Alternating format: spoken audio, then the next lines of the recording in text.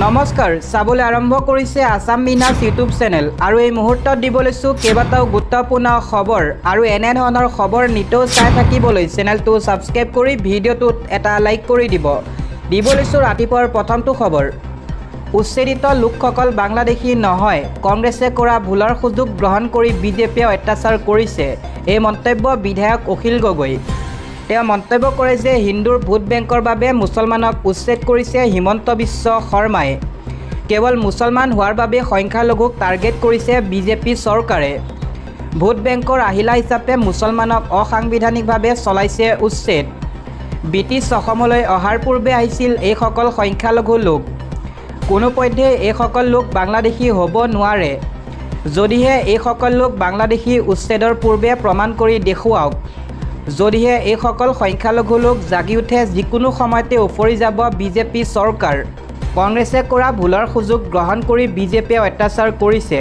এনেদৰে এতিয়া এটাৰ পিছত আন এটা মন্তব্য কৰিছে ৰাজ্য দলৰ সভাপতি তথা বিধায়ক অখিল গগৈয়ে তেওঁ কৈছে যে প্ৰতি ঘৰ পৰিয়ালক 5 লাখ টকাৰ অনুদান দিব লাগিব বিজেপি চৰকাৰে উচ্ছেদিত সকলৰ বাবে 500 বিঘা ভূমি প্ৰদান কৰিব লাগিব বিজেপিয়ে উচ্ছেদিতৰ পক্ষত মাত মাতি এইদৰে বিস্ফোৰক মন্তব্য কৰিছে বিধায়ক অখিল গগৈয়ে আন এটা খবৰ উচ্ছেদ চলি আছে চলি থাকিব বিজেপিয়ে ভয় নাখায় নতুন পথহে বাছি ল'ব এই মন্তব্য ৰাজ্যৰ মুখ্যমন্ত্ৰী হিমন্ত বিশ্ব শৰ্মাৰ এবিএমছৰ ব্লেকমেইলক শেষ সকিয়নি দিলে মুখ্যমন্ত্ৰী হিমন্ত বিশ্ব শৰ্মাই এইবিলাক পুৰণি ব্লেকমেইলিং কৰি উচ্ছেদ বন্ধ কৰিব নোৱাৰে বিজেপি চৰকাৰৰ বৰঞ্চ নতুন পথহে বাছি ল'ব বিজেপি চৰকাৰে 70% চৰৰ মানুহে যোৱাবাৰ লোকপিয়লতো মাতৃভাষা বঙালী বুলি লিখিছে চৰৰ 30%হে লোকপিয়লত অসমীয়া বুলি লিখিছে তাৰ ভিতৰত অসমীয়া ভাষী মুছলমানৰ সংখ্যাই বেছি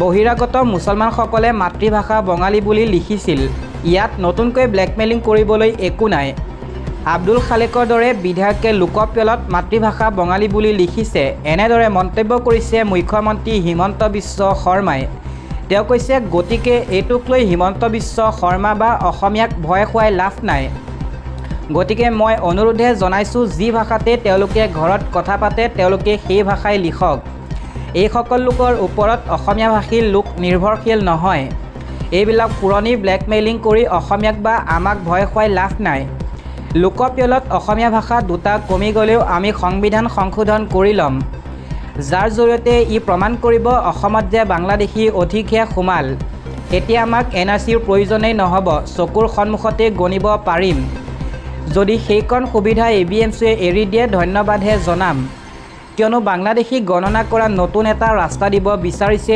এবিএমচিয়ে গতিকে এইবিলাক ভয় হিমন্ত বিশ্বই নাখায় উচ্ছেদ চলি আছে চলি থাকিব এনেদৰে এতিয়া মন্তব্য কৰিলে ৰাজ্যৰ মুখ্যমন্ত্ৰী হিমন্ত বিশ্ব শৰ্মাই দিব লৈছোঁ আন এটা খবৰ উচ্ছেদিতৰ খবৰ ল'বলৈ যোৱা AIUDFৰ আনজনকৈ বিধায়কক ৰাজপথতে আটক আনগৰাকী AIUDF বিধায়কক আটক কৰিলে আৰক্ষীয়ে উচ্ছেদৰ বিৰুদ্ধে চিৰাকুটাত প্ৰতিবাদ কৰিবলৈ গৈছিল AIUDFৰ বিধায়ক হাফিজ বছিৰ আহমেদ কাছিমি হাফিজ ৰফিকুল ইছলাম আমিনুল ইছলাম আৰু আশৰাফুল ইছলাম কৰিমুদ্দিন বৰভূঞা শামছুল হুদা নিজানুৰ ৰহমান নজৰুল ইছলামক 17 নং ৰাষ্ট্ৰীয় ঘাইপথৰ পৰাই আটক কৰিছে আৰক্ষীয়ে উচ্ছেদিতক পুনৰ সংস্থাপনৰ দাবীত ৰাষ্ট্ৰীয় ঘাইপথ অৱৰোধ কৰিছিল AIUDFে AIUDFৰ উচ্ছেদিত ৰাইজৰ সহযোগত প্ৰতিবাদ আৰম্ভ হওঁতেই এই ঘটনাটো সংঘটিত হয় দিব লৈছোঁ আন এটা ৰাজনৈতিক প্ৰেক্ষাপটৰ খবৰ এবাৰ আঞ্চলিক শক্তিক ঐক্যবদ্ধ কৰিব অগপই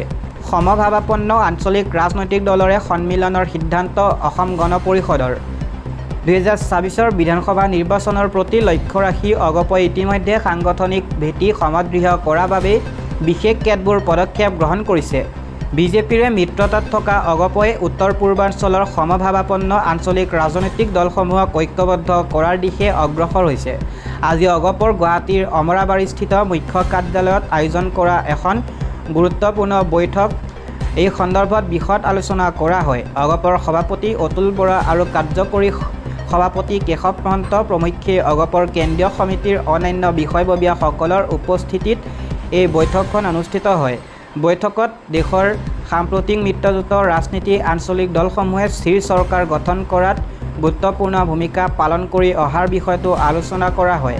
আনহাতে বৈঠকত উত্তৰ পূৰ্বাঞ্চলৰ সমভাৱাপন্ন আঞ্চলিক ৰাজনৈতিক দলসমূহৰ সৈতে এখন সন্মিলন আয়োজন কৰাৰ সিদ্ধান্ত গ্ৰহণ কৰা হয়। আঞ্চলিক শক্তিসমূহৰ মাজত অধিক ঐক্য সহযোগিতা আৰু সমন্বয় গঢ়ি তোলা তথা জনসাধাৰণৰ আশা আকাংক্ষা পূৰণৰ প্ৰতি লক্ষ্য ৰাখি আঞ্চলিক গুৰুত্বপূৰ্ণ বিষয়সমূহত এক শক্তিশালী সামূহিক কণ্ঠৰ বাবেই এখন উমৈহতীয়া মঞ্চ গঢ়ি তোলাই ইয়াৰ মুখ্য উদ্দেশ্য। ইফালে বৈঠকত সমাগত বিটিচি নিৰ্বাচনকে ধৰি স্বায়ত্তশাসিত পৰিষদসমূহৰ নিৰ্বাচনৰ প্ৰতি লক্ষ্য ৰাখি সমগ্ৰ অসমতে অব্যাহত থকা দলীয় সাংগঠনিক কাৰ্যকলাপৰ সন্দৰ্ভতো বিস্তৃতভাৱে আলোচনা কৰা হয়। আগন্তুক নিৰ্বাচনসমূহত ভাল প্ৰদৰ্শন সুনিশ্চিত কৰাৰ বাবে বৈঠকত কেতবোৰ বিষয়ত আলোচনা কৰা হয়। বৈঠকত অগপৰ সৰ্বাংগীন উন্নয়নৰ প্ৰতি থকা দৃষ্টিভংগীৰ আৰু NDA চৰকাৰৰ সাফল্যসমূহ ৰাইজৰ মাজত অধিক প্ৰসাৰেৰে জনসংযোগ কাৰ্যসূচী শক্তিশালী কৰাৰ বাবে গ্ৰহণ কৰা পদক্ষেপসমূহ তীব্ৰতাৰ কৰাৰ দিশত গুৰুত্ব আৰোপ কৰা হয়। ইফালে অহা 14 অক্টোবৰত উদযাপন কৰিবলগীয়া অগপৰ প্ৰতিষ্ঠা দিৱসৰ প্ৰস্তুতি সন্দৰ্ভত বৈঠকত আলোচনা কৰা হয়। অনুষ্ঠানটোৰ সফলতাৰে আয়োজন কৰি দলৰ ভৱিষ্যতৰ দৃষ্টিভংগীক সবল ৰূপত তুলি ধৰাৰ পোষকতা কৰা হয় বৈঠকত। আনহাতে আগন্তুক সময়ত 10খন দলীয় মাণ্ডলিক সভা অনুষ্ঠিত কৰাৰ সিদ্ধান্তও বৈঠকত গ্ৰহণ কৰা হয়। লক্ষণীয় বিষয় যে 26ৰ বিধানসভা নিৰ্বাচনৰ প্ৰতি লক্ষ্য ৰাখি অগপই ইতিমধ্যে সাংগঠনিক ভেটি সুদৃঢ় কৰাৰ বাবে বিশেষ কেতবোৰ পদক্ষেপ গ্ৰহণ কৰিছে। বৈঠকত দলৰ কেন্দ্ৰীয় সমিতিৰ উপসভাপতি সাধাৰণ সম্পাদক অন্যান্য কেন্দ্ৰীয় সমিতিৰ বিষয়ববীয়া ভাতৃ ভগ্নী সংগঠনৰ সভাপতি কাৰ্যকৰী সভাপতিসকল আৰু অন্যান্য বিষয়ববীয়া কৰ্মকৰ্তাসকল উপস্থিত আছিল। দিবলৈছোঁ আন্তঃৰাষ্ট্ৰীয় এটা খবৰ। তালিবানে নিক্ষেপ কৰি আহিছে পাকিস্তানক। চৰকাৰী বাহনত গ্ৰেনেড আক্ৰমণৰ ফলত নিহত হয় 5জন। তেহৰিকি তালিবানে নিক্ষেপ কৰি আহিছে পাকিস্তানক। খাইবাৰ পাখতুনখোৱা প্ৰদেশত পুনৰ ৰক্তক্ষৰণ হৈছে সন্ত্ৰাসবাদী আক্ৰমণত।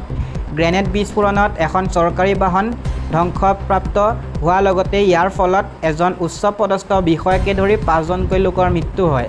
মুঠ 11জন আহত হোৱা বুলি জানিব পৰা গৈছে। ইয়াৰ পূৰ্বেও তালিবান সন্ত্ৰাসবাদী সংগঠনে এই অঞ্চলত বহুবাৰ ৰক্তক্ষৰণ কৰিছে। সূত্ৰ অনুসৰি বুধবাৰে বিয়লি খাইবাৰ পাখতুনখোৱাৰ জনজাতি অধ্যুষিত বজাউৰ জিলাত সংঘটিত হয় এই বিস্ফোৰণ। এই আক্ৰমণত নিহত হয় বজাউৰৰ সহকাৰী আয়ুক্ত ফৈছাল ইছমাইল আৰু মহকুমাধিপতি আব্দুল ৱাকিল। ইয়াৰ উপৰিও 2জন আৰক্ষী আৰু এজন সাধাৰণ নাগৰিকেও প্ৰাণ হেৰুৱাইছে। বাজাউৰ আৰক্ষী অধীক্ষক ৱাকাছ ৰাফিকে জনোৱা মতে খাৰ তহচিলৰ ছিদ্দিকাবাদ ৰেলৱে এলেকাৰ নৌগাই পথত সন্ত্ৰাসবাদীয়ে এখন চৰকাৰী বাহনত গ্ৰেনেডৰ আক্ৰমণ কৰে। লগে লগে আহতসকলক উদ্ধাৰ কৰি চিকিৎসালয়লৈ প্ৰেৰণ কৰে। ঘটনা সন্দৰ্ভত তদন্ত আৰম্ভ কৰা হৈছে বুলি সদৰি কৰিছে। তদন্তকাৰীয়ে দাবী কৰিছে যে এই ঘটনাৰ আঁৰত আছে TTP। মন কৰিবলগীয়া যে দীৰ্ঘদিন ধৰি পাকিস্তানৰ মূৰৰ বিষৰ আটাইতকৈ ডাঙৰ কাৰণ হৈছে আফগানিস্তানৰ সমৰ্থিত TTPৰ সন্ত্ৰাসবাদী। এইবাৰ পাখতুনখোৱা বেলুচিস্তান আৰু পাক আফগান সীমান্ত এই সন্ত্ৰাসবাদীৰ আত্মগোপন স্থান হিচাপে পৰিচিত। প্ৰায় তাৰ পৰাই পাকিস্তানী সেনাৰ ওপৰত মাৰাত্মক আক্ৰমণ সংঘটিত হৈ আহিছে বুলি উল্লেখ কৰে। ইফালে চীন পাকিস্তানৰ ইকনমিক কৰিডৰ বা CPEC এই অঞ্চলসমূহৰ মাজেৰে পাৰ হৈ যায়। এই সন্ত্ৰাসবাদীয়ে তাত চীনৰ বিষয়াসকলকো কেইবাবাৰো আক্ৰমণ কৰিছে। সেই অঞ্চলত সঘনাই সন্ত্ৰাসবাদী আক্ৰমণৰ ফলত পাকিস্তানৰ অৰ্থনীতিকো প্ৰভাৱিত হৈছে।